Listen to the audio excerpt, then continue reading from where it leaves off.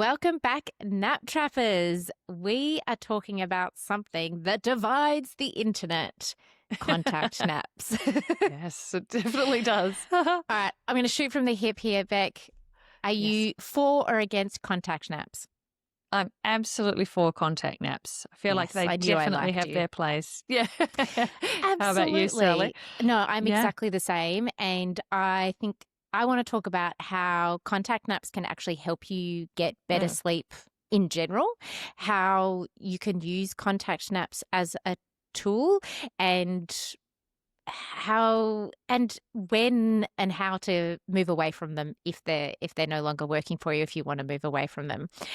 Mm. I First of all, I think let's just debunk a myth here that Yep. there is an idea that any sleep outside of the cot, the crib, the bassinet is trash, that is not Oh, yes, the restorative, old that term, is junk sleep. junk sleep. That's it. Yeah, It's just not true. Oh, absolutely. No, it's a really strange term to use because you would imagine that any sleep is going to be worthwhile, no matter how it is, what way it's taken.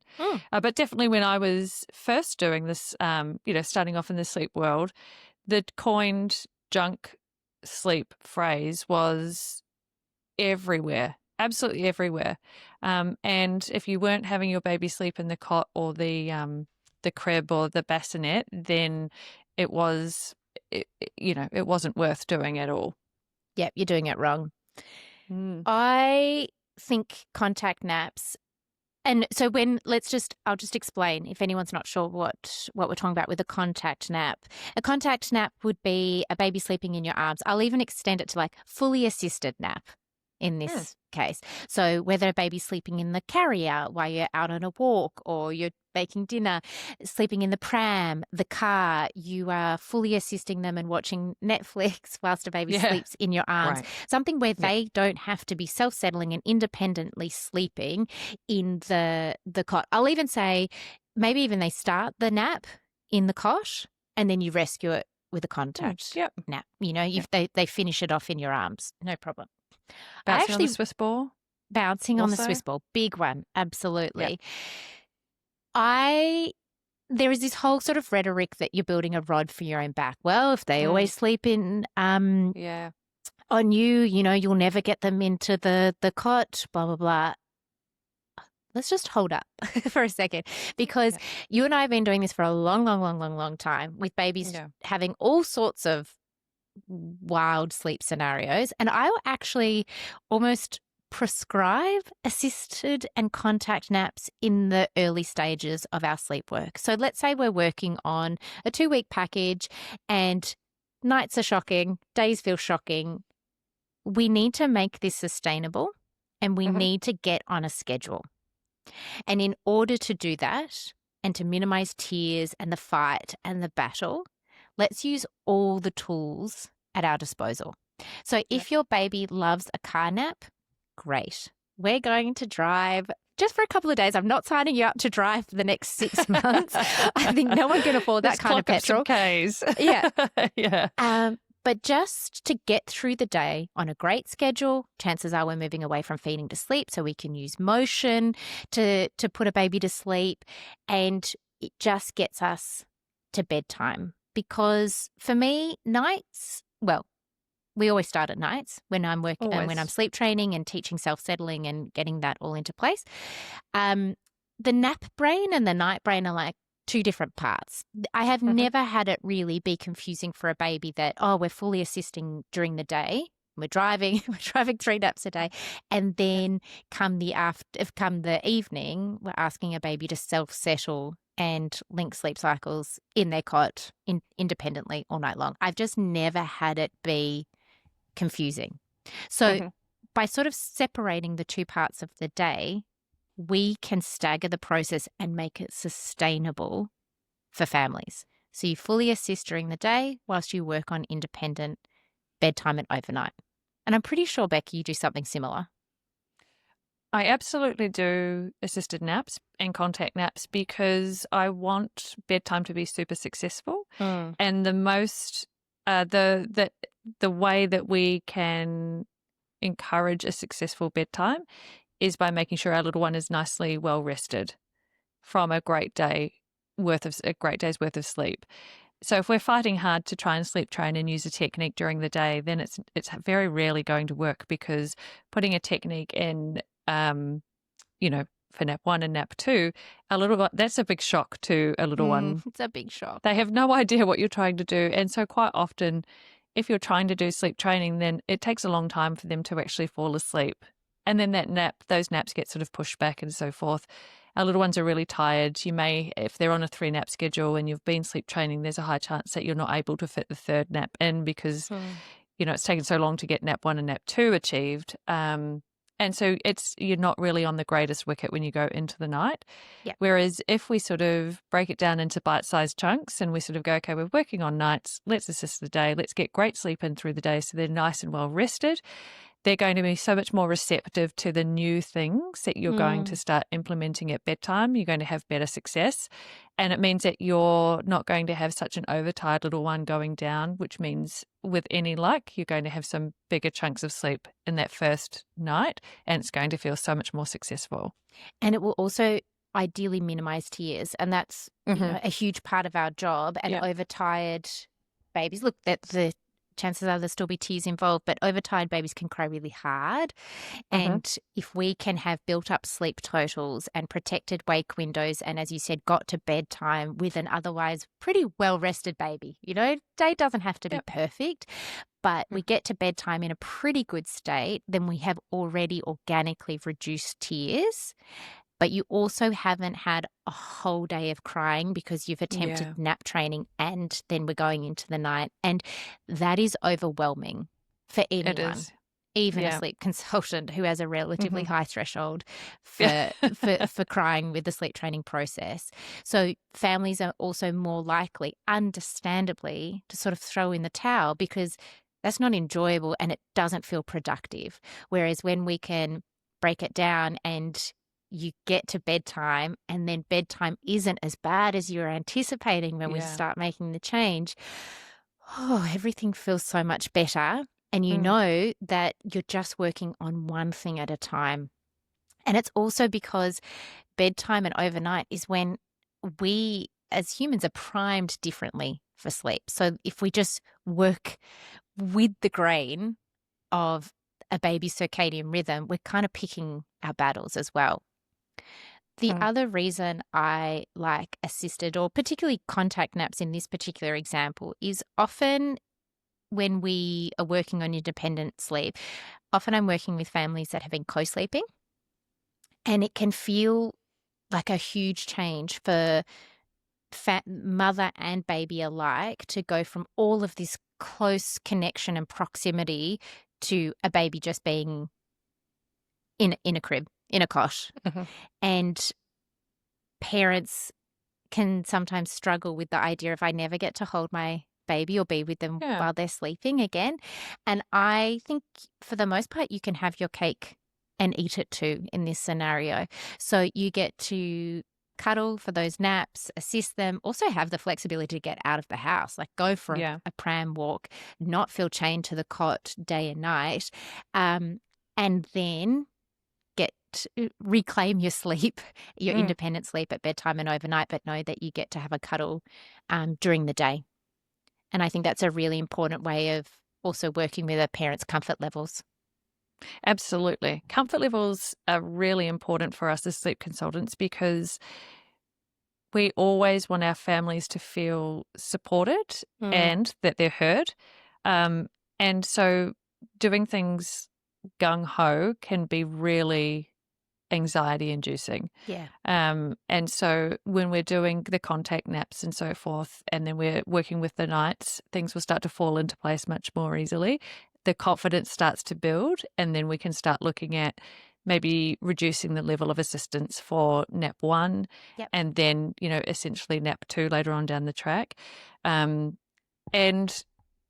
it makes it more sustainable. I think you mentioned that before. Yep. But also it provides an opportunity for our families to see how our little ones are communicating with us as well. So we have referred to this in other episodes where our little ones, our babies, are communicating with us all the time. And when we're first starting to do the contact naps and so forth, a lot of little ones are very into it. They're really into, I Yeah. really want the snuggles and the cuddles Yeah. and the rocking and the patting and all the things to get down. But once their nights start to improve and they're sleeping these big chunks of sleep, or perhaps they're starting to sleep through the night, it tends to sort of move in the other direction in terms of, okay, well, maybe for nap one, I'm not so keen on being held or patted or rocked. Maybe it is too stimulating. And so they will start to sort of show that through their maybe less enthusiasm Yeah. for the nap and It start to can sort just of arch and pull suddenly, away. yeah, Change. arching, Yeah. just feel like they're fighting it a bit Fighting it. Yeah. more. Mm-hmm. Yeah, that's a really common scenario, in which case it's like, okay, great. This baby has these skills Mm-hmm. that you've seen them do for 12 hours overnight. Yeah. Great, let's listen to them, because the baby actually plays a huge role in this. They're not Yeah. booking the consultation with us or listening to this podcast, but they're a big key player in the whole Well, sleep they are training and nap directing training. the show, like Yes. it Yep. is while we're wanting to improve things, it really does boil down to what our little ones are showing us that they can do. And we've got to have our eyes open to what it is that they're showing us. Mm. So that's really important too, is that while we definitely want to have contact naps, there is a time where we will probably and most likely encourage you to start moving away from that to encourage a nap in the cot at least. But just knowing that in terms of sleep, it's better to get the nap achieved than it is to Yes. fight a self-settling scenario. Yep. Because again, for me personally, I'm always protecting my nights. Like, I always want those nights to go well, because for parents, they need the downtime, they need to recoup, have some time with their partner or other significant other half. It's really important to have those nights, and then look at the day again and sort of like, if it didn't quite go well on that particular day, have a great night and then come back to it and sort of readjust or do something slightly different in terms of how you settle your little one off to sleep. But yeah. And I don't know if you notice this too, Beck. Like, let's say we're doing a 2-week package. I will often notice that families on sort of day 3 or 4 will actually say, so they'll have watched their baby master this self-settling. Like, can't believe it. Oh my goodness, we're all feeling so much better rested. And then they'll say to me, do you think I could put baby down for nap too? Because I might have said, look, on Friday we'll start on naps. I really like to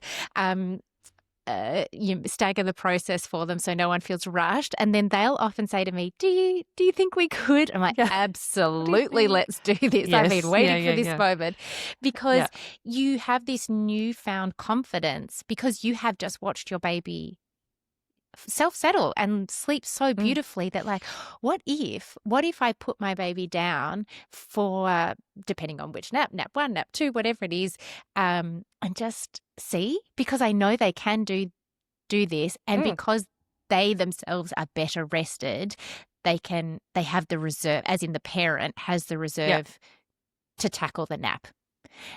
Whereas when you've been up 10 times before midnight and started today at 4:30 a.m., the last thing you want to do is nap train at 12:45 in the middle of the day. So it's just a really kind of profound transformation where you almost get excited to start working on cot naps, because you're like, hang on, maybe I could have an hour to myself during the day. So nice.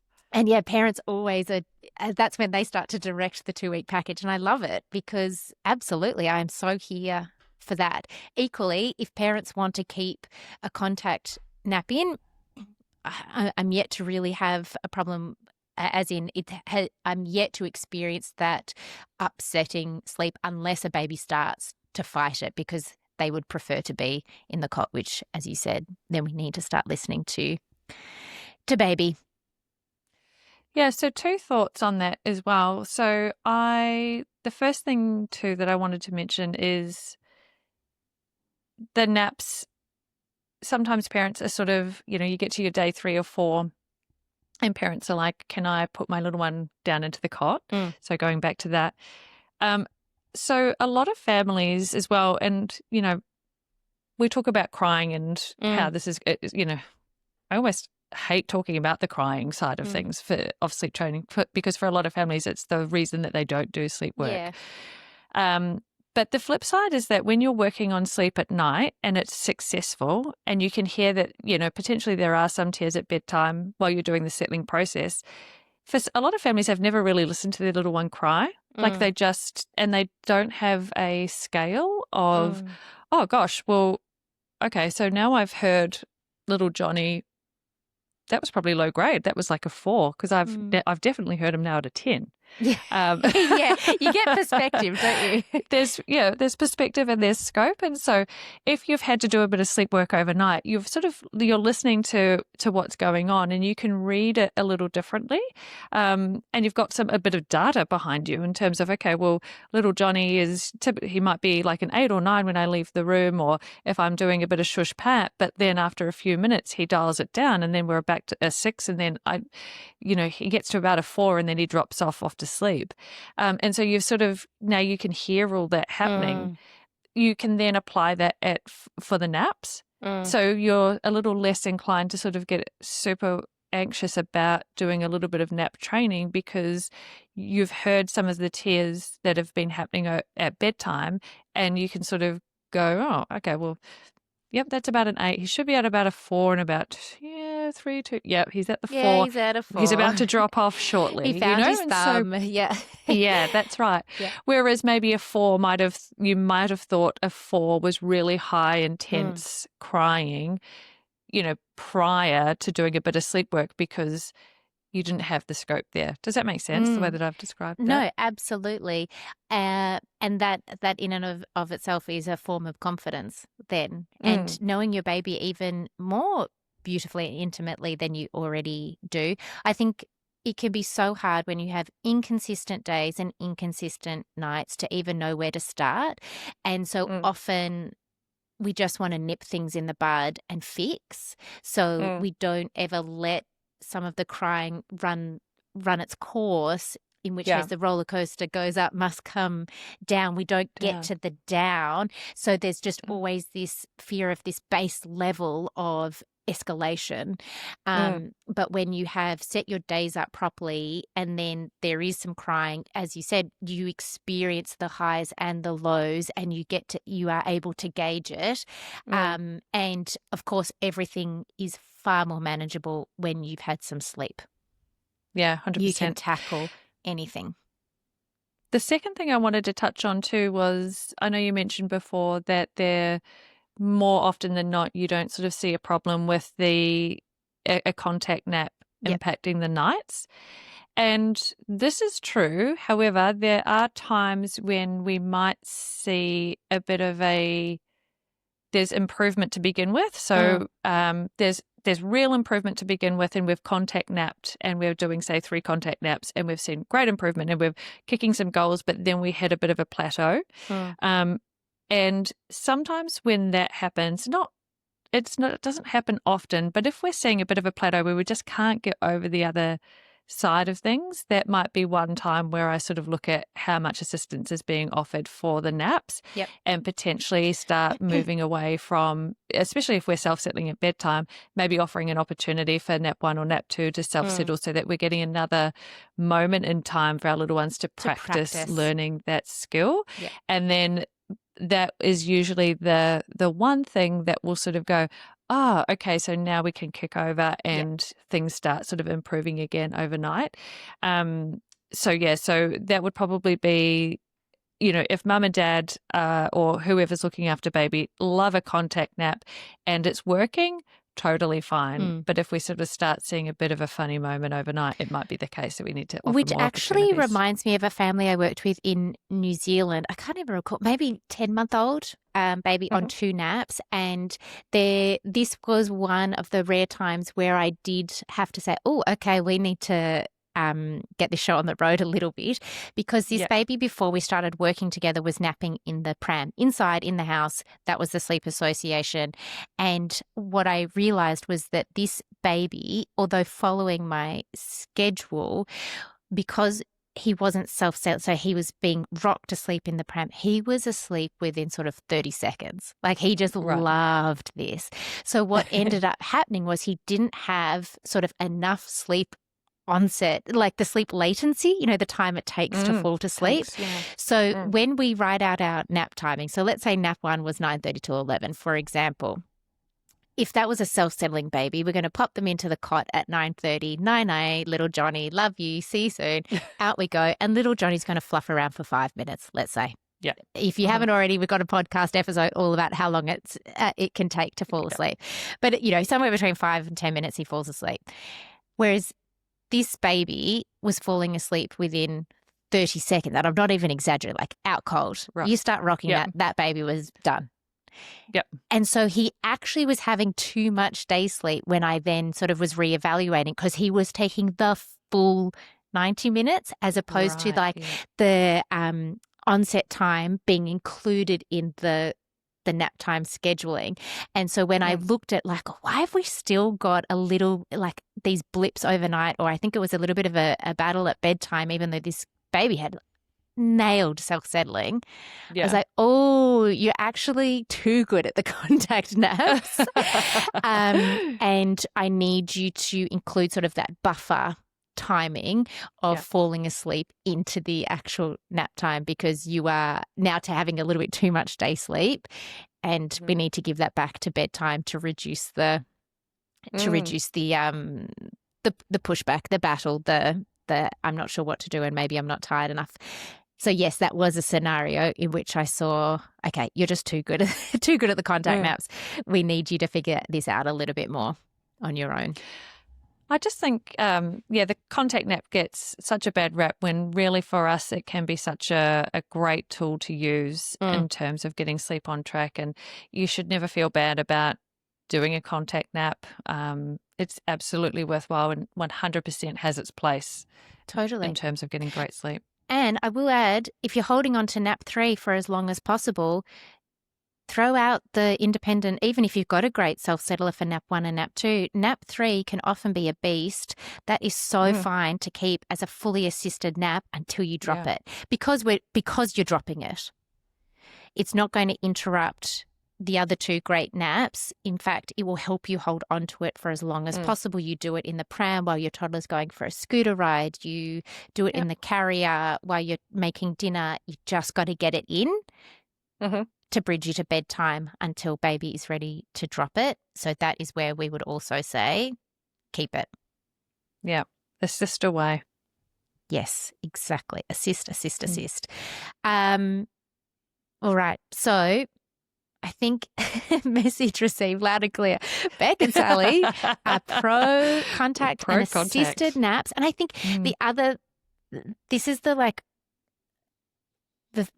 thing, right? We work with families doing a DIY approach who don't have a whole village that are coming in to say, don't worry, I'll put that baby to bed for you.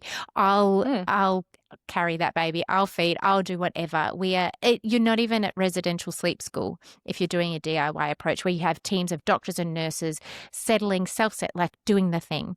So in order for this to be achievable for you, we make it sustainable. We break it down. We stagger the process.